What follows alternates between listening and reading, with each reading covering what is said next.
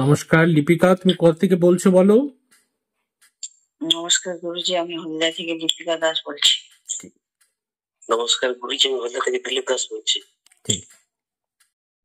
লিপিকা, সরাসরি বলে দেওয়া হলো তোমাদের বাড়িতে একটা নতুন একটা অসুবিধা হচ্ছিল একটা ব্যাপার নিয়ে, তো সরাসরি বলে দেওয়া হলো যে টিভির ওখানে এক্সটেনশন কর্ড লাগানো হয়েছে এবং লম্বা ভাবে টেনে রাখা হয়েছে লাল কালারে।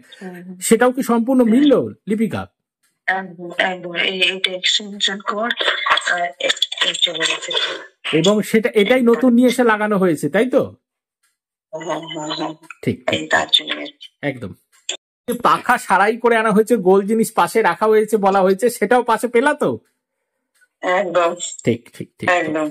লিপিকা, আজকে বলে দেওয়া হলো যে দিলীপের পকেটে একটা 20 টাকার নোট আছে এবং যেখানে 4টা 7 থাকবে। সম্পূর্ণ কি টাকাটা তাই পাওয়া গেল? একদম একদম একদম একদম ঠিক একদম। এই টাকাটা আমার ছিল না।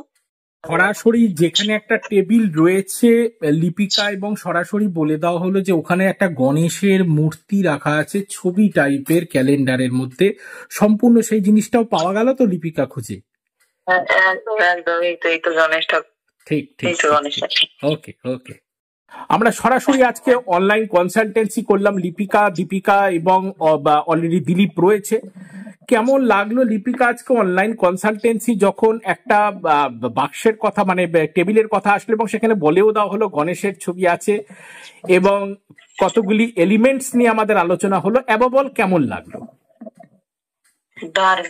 মানে যা ভাষায় প্রকাশ করা যাবে একদম। এক্স্যাক্টলি। গুরুজি কাছে তো আমরা অনেকদিন বসছি, বারবার আমি বলছি যে গুরুজি একটা মানে আমাদেরকে আলাদা চোখে দেখেন। ঠিক। তারপরে প্রত্যেকটা জিনিস আমরা সত্যি কথা গুরুজিকে বলি, ওই জন্য আমরা মানে কোনো সমস্যাই করি না। গুরুজি সেটা সলভ করে দেন। আশা করবো মানে যতদিন আমরা বেঁচে থাকবো গুরুজি যেন আমাদেরকে এইভাবে হেল্প করেন।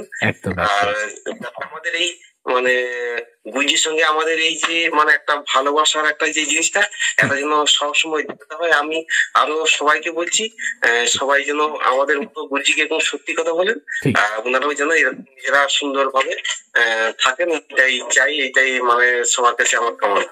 ঠিক আছে দিলীপ, সকলে ভালো থাকো, আনন্দে থাকো এবং সুখে থাকো। জয় মা।